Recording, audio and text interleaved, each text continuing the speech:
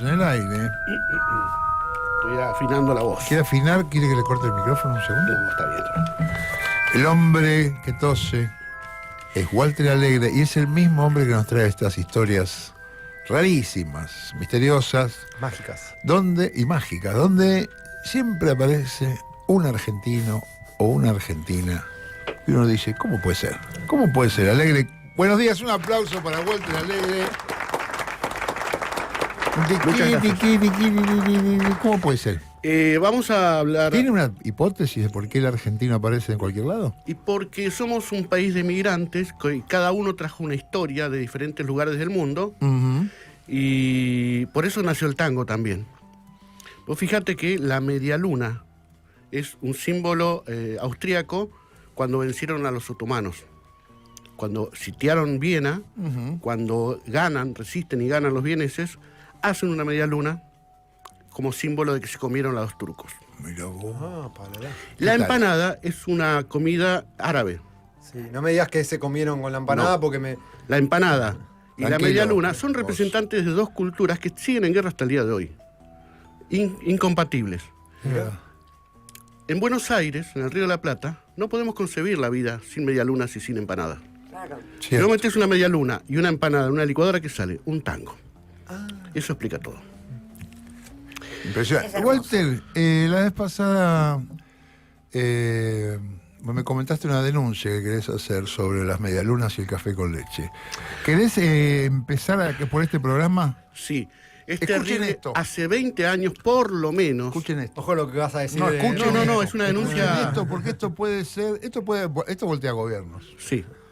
Yo, que tengo mis años, viví mucho tiempo desayunando medialunas y café con leche, otro clásico. ¿Por qué? Iba- Walter es muy de la ciudad. Ibas a Buenos un bar Aires, muy y pedías porteño. café con leche con medialunas y ya está. ¿Sí? Venía un café con leche con 3 medialunas. Está clarísimo. Café ¿Escuchó? con leche con 3 medialunas. Sí. Sí. Hace más de 20 años nos están robando una medialuna. ¿Cómo? Claro. Porque te traen 2 medialunas. ¿Pero son más grandes, aunque sea? No. Ah, Entonces, vos multiplicás Esto es una verdad. medialuna, que puede, ¿cuánto está? ¿1.000 pesos? ¿2.000? Depende del lugar. Ponele 1.000. Ponele 1.000. Barata la compraste, bien. Hay 10 millones de personas circulando en la ciudad de Buenos Aires. Que 3 desayunen, 3 millones, son 3 millones de medialunas por día. sí. Multiplicala por mes, por año, por 20 años. Pagamos la deuda externa. Sí. Está bien, es verdad Nos eso. chorearon, nos chorearon una medialuna, en realidad millones y millones de Y nadie medialunas. hizo nada. Nadie hace nada. Y así fue. empiezan, y se quedan con la Patagonia, con la cordillera, con el agua. Exactamente, bien, Walter. Dios mío. Vamos a hablar de... Me voy a 1805, sur de España, Cádiz, más precisamente Trafalgar. El 21 de octubre de 1805 ocurre la famosa batalla de Trafalgar, que era, hasta el día de hoy siguen en guerra, aunque sea fría, entre Inglaterra y Francia. Es el clásico mundial. En 1805 estaba Napoleón, que quería todo, incluyendo Gran Bretaña.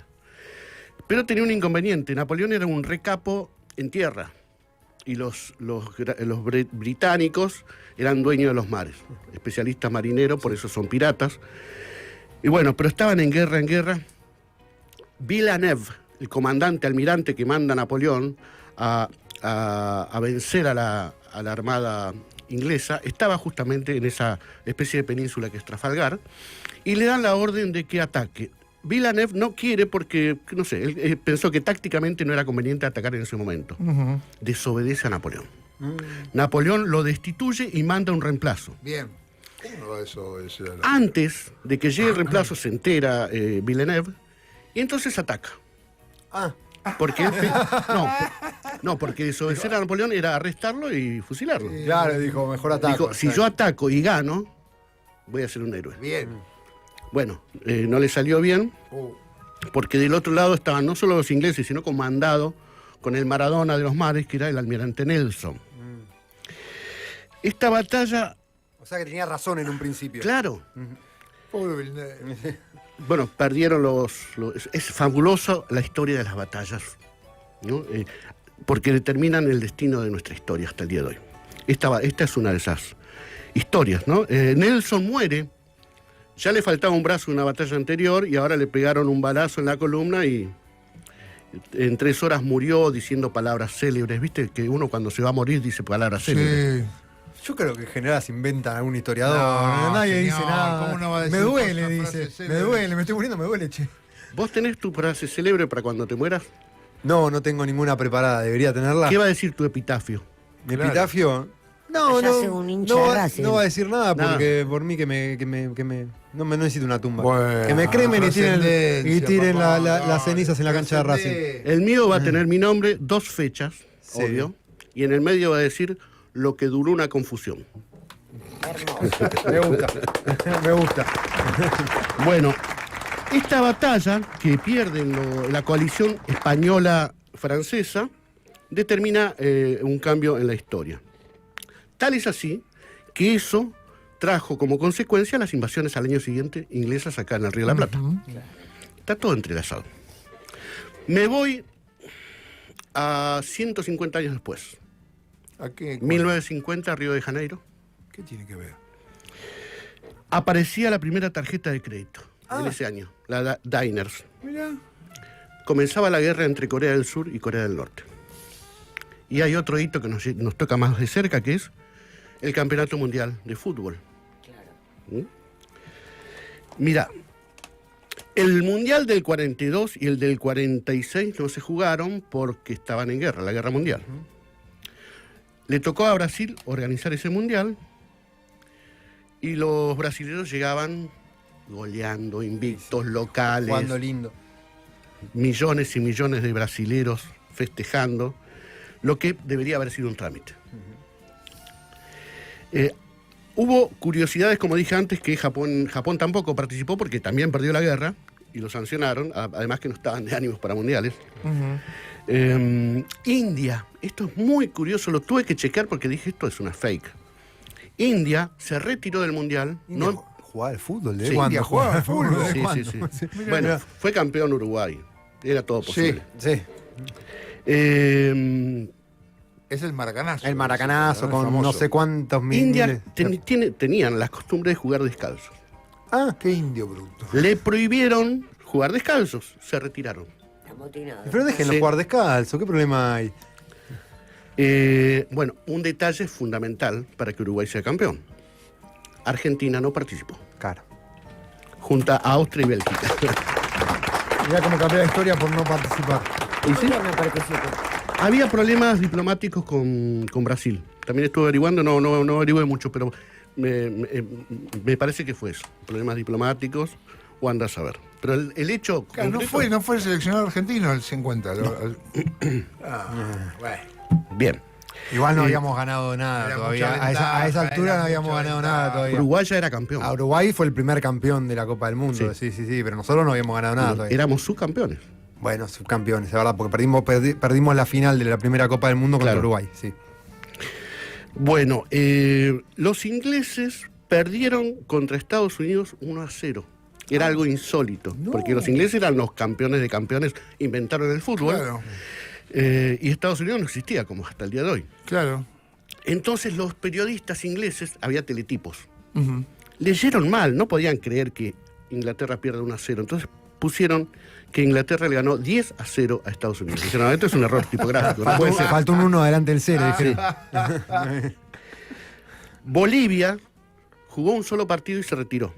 ¿Por qué? Porque perdió ¿Contra quién perdió? Perdió como 8-0. No. Sí. 8-0 perdió. Jugó contra Uruguay. El primer partido 8-0. ¿Y qué? Se fueron ¿Y se indignados. volvieron? Se volvieron, sí. Bueno. Bochornoso. Fue un escándalo. Otro detalle, en el Mundial del 50 no hubo ningún expulsado. ¿No? No. ¿Existían las expulsiones ya ahí? Sí. Pero te dejaban cagarte a patadas. Y es la primera vez que tienen número en la espalda las camisetas. Me jode. sí. ¿En serio? Bueno, ese día se transforma en leyenda. Acá se confunde la ficción con la realidad. O todo es ficción o todo es realidad, no importa. Que la verdad no te arruine una buena historia. Dicen que había más de 200.000 personas en el Estadio Maracaná, esperando esa final. que iba a ser un trámite. De hecho, creo que habían acuñado monedas, estampillas, las tapas de los diarios ya estaban estaban impresas. hechas, claro. Iba a ser el primer campeonato que ganaba Brasil, de hecho, en la historia. No había uno anterior, creo. No sé. Ahora lo chequeo, pero me parece que sí. Jules Rimet, que es el que inventó todo esto, de hecho la copa lleva su nombre hoy, estaba presente, estaba vivo, y tenía preparado el discurso de felicitación a Brasil, porque era imposible que Uruguay gane. Bueno, y ocurre algo insólito.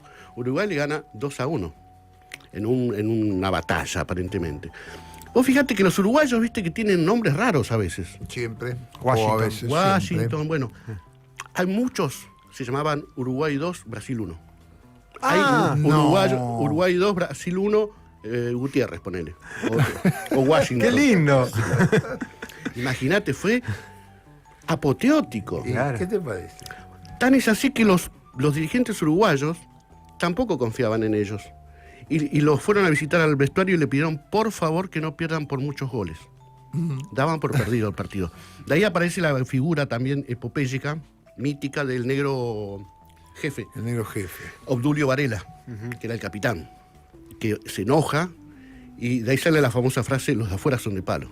Sí. Tanto para los dirigentes como por salir al Maracaná con 200.000 tipos en contra tuyo. Y Y encima tenés que jugar contra Brasil. Intimidante. Claro. Ahí se agranda la epopeya también. Ajá. Confirmo que fue el primer campeonato que iba a ganar Brasil. El primero lo ganó en el 58, finalmente. Bien. Ahí está. Bueno, otra curiosidad, el que hizo el gol del triunfo,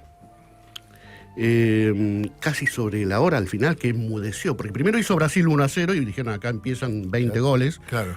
Empata Uruguay y Gigio, un ¿Cómo? tal Gigio, Gillo. sí, Alcides Gigia, hace el gol del triunfo enmudeciendo al Maracaná. ¿Qué te parece? Quedaron todos pasmados, faltaban 10 minutos, perdía Brasil 2-1. No estaba en el pronóstico de nadie.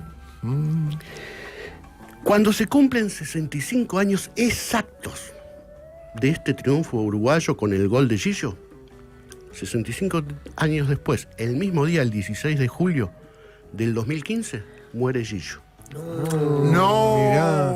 El mismo día. Walter. Hace un gol y 65 años después muere. No. Creer o reventar. ¿Y por qué asocio al almirante Nelson Sí, no tiene No nada tiene nada que ver Walter. una cosa con la otra. con el negro jefe, con el fútbol esencialmente? Con el Mundial del 50. Y Napoleón en el Trafalgar. medio, sí. Sí. Una madrugada, 3 de la mañana, fría, en Comodoro Rivadavia, en el aeropuerto. Estaba aburrido esperando que salga el vuelo. No hay mucho para hacer en Comodoro Rivadavia a las 3 de la mañana en un aeropuerto.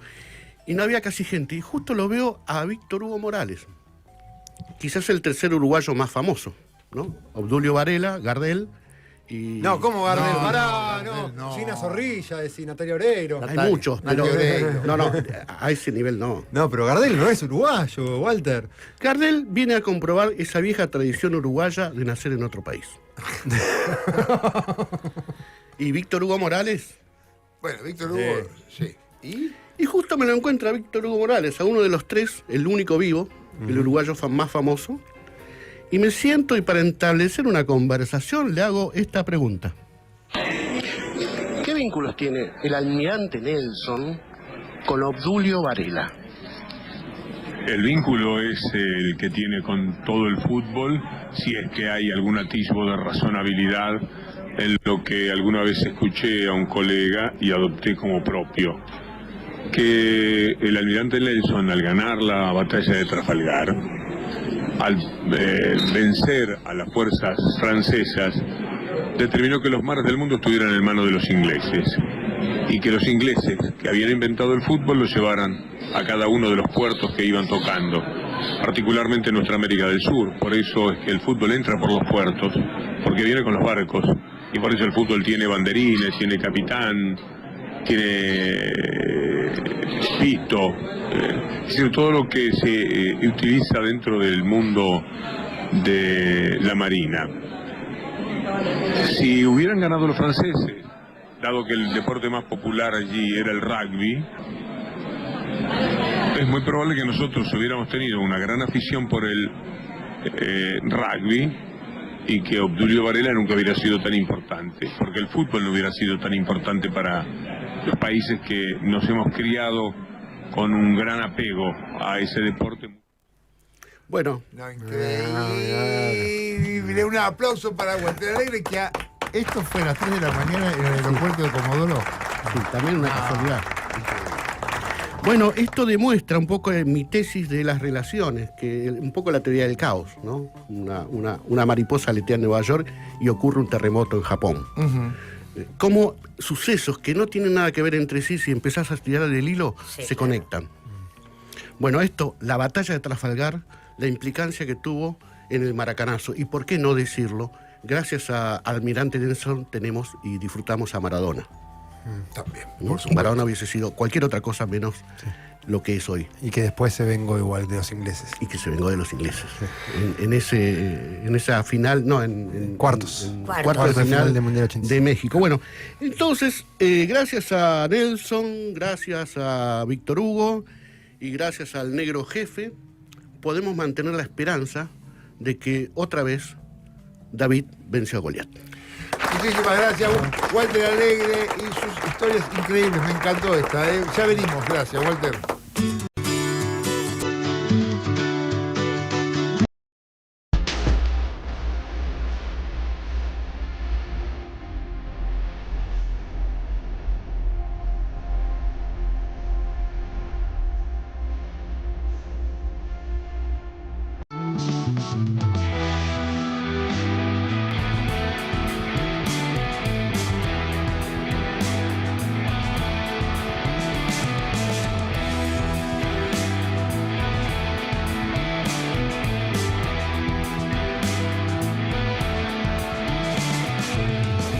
Al inicio del ser,